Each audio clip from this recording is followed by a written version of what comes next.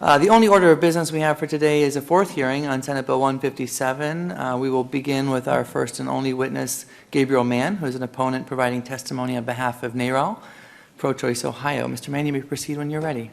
How are you doing, Chair Regner? Fine, thank you. Good. Senator Gregg, how are you? Hello. I'm not really testifying on behalf of my organization. This is more just my testimony. So thank you all for listening to me today. My name is Gabriel Mann. I live here in Columbus. In 2008, my wife was pregnant. We got married a couple years prior, desperately wanted to be parents. We had a cute little house, still do, with an extra bedroom where we'd stashed baby toys and clothes and hopes. We were trying as hard as we could. My wife asked her doctor why it was taking so long. The doc said she should maybe change her diet, and he gave her a round of drugs to clear out any potential cysts out of her ovaries. So she stopped eating French fries. She suffered the cramps that came along with the meds, and we tried again. We knew it doesn't happen for everyone, and the idea brought more anger than anything else. One day I walked down the stairs, and she said, "Guess what?" But I knew we were in business. Okay. Several months went by, and we did all the things that you do. We told our families, we told our coworkers, we bought a crib, we bought some tiny clothes, felt great. 8 months in, she started having contractions. We'd just taken the Lamaze class at the hospital and came home, and she could not stand upright. Her legs would not support her. We asked a friend who told us they'd been to the hospital when they had their kid. They said they were really great about diagnosing a false labor. They'll get you in, they'll get you out. Go check it out. So we went in. They checked her out. This was real labor. So we weren't yet at full term, but it was go time. 24 hours later, my wife delivered her child. The nurse held him up. She looked at me. She said, "This baby has low tone." He was blue. His arms were splayed out off to the side. She placed him on a cart and wheeled him out of the room. You don't know what's going on. If you don't know where I'm going with this, it's going to go in one of two directions, isn't it? Okay, this is either going to be a good story or a bad story. Okay? I know that you've heard witnesses give these kind of testimonies before. You don't know how it's going to turn out. Neither did we. It's terrifying. I wasn't in some faraway place either. This was Grant Hospital on State Street. You can walk out of the back door of this building and hit a golf ball onto that building. And I wasn't working for some strange employer. I was a legislative aide in this Ohio Senate. The day before my wife went into labor, I was standing in that corner of this room listening to some guy tell a committee about his life. Should be a familiar scenario here. So I followed the nurse down the hall to the neonatal intensive care unit. She placed a little oxygen mask on his face, attached a heart monitor to his chest, clipped a little pulse ox monitor to his leg. She laid him out under a heat lamp. He looked like the blue plate special at Denny's. They hung a sign on the tray that said "Baby Boy Mann" because we didn't have a name yet. We didn't think we were going to have a baby that day.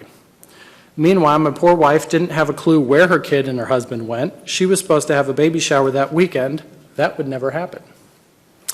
The nursing staff was great. We liked most of them. And this is kind of a personal aside for me as someone who's been a legislative aide for a health committee. If you listen to enough people tell their medical stories, you'll find that everyone's opinions of healthcare workers is colored by their health outcome, regardless of whether that was impacted by the competency of the caregiver. So speaking on behalf of patients, some of us are jerks and we hate our doctor and it's not the doctor's fault. Don't punish the doctor. Don't punish the nurse. Each and every member of that medical team right there in Grant Hospital was committed to doing everything they could to aid and assist my wife and my child. They're professionals who care, no matter if we like them or not. My kid turned from blue to pink. This is good, right? His heart rate was steady, his oxygen level stayed high. They wrapped him up in a blanket, told me I could hold him, and they wheeled in my wife. There we were. We were a happy little NICU family. We named him William after his grandfather. He wouldn't drink from the bottle, and my wife has great insurance, so they said, we're going to keep you for a few days. That ended up being 3 weeks. You don't know what to do because when I was the legislative aide, the Ohio Senate only gave me a limited amount of paternity time, and you don't want to spend it all when your kid's just, taking a nap in a box down the street. And the other thing is you've seen these incubator boxes that they keep the preemies in.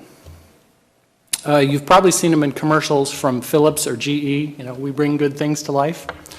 What they don't tell you in the NICU is that it's one big room. You're in there beside your kid's box and all the other NICU families. It's about this size. It's one big room. One day, we were about a week in, and everything felt different. The nurses weren't smiling. They had a little quicker step. Something was happening. No one's allowed to tell you anything because HIPAA's not just a meme, but we got a whisper from one of our nurses, "Stay here." She didn't need to tell us more. They turned off the bright overhead lights at one end of the room. They pulled the curtain as far as it would reach. Someone had gone into labor too early.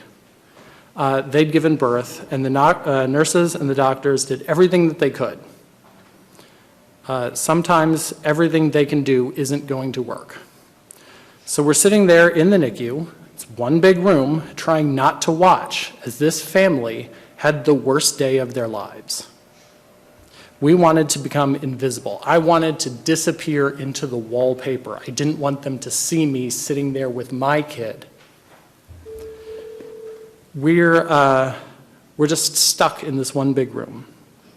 Once the doctors did what they could do, all that family wanted was privacy, dignity, and a few moments alone with the child that they just birthed and lost.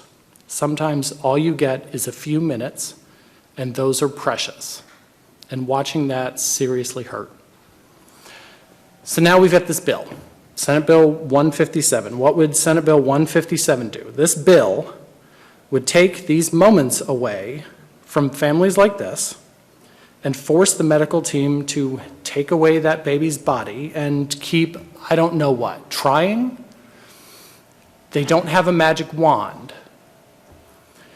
Senate Bill 157 treats a family different if they know a pregnancy is failing before it ends. I can't put it any plainer than that.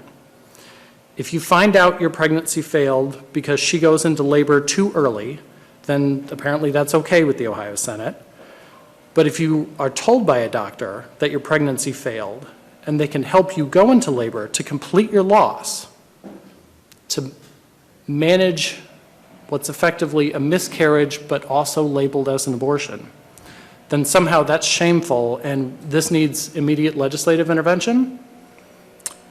It didn't matter where that family I watched lose their child was when that child was born. They still would have lost that child. The best medical care in the state can't fix some things. When there are medical solutions, I promise you, they are being applied. I watched it with my own eyes. Doctors and nurses will do everything they can. We don't need a bill to force them to keep trying when there's nothing to be done. This legislature should not be taking away precious moments from grieving families just to score political points and spread misinformation and shame about abortion. A note on here, I understand there's an amendment that's being considered that would prohibit doctors from participating in some forms of health care. I don't see how prohibiting a doctor from doing anything is going to help a patient one bit. The amendment language that I saw sounds pretty terrible, so please reject Senate Bill 157.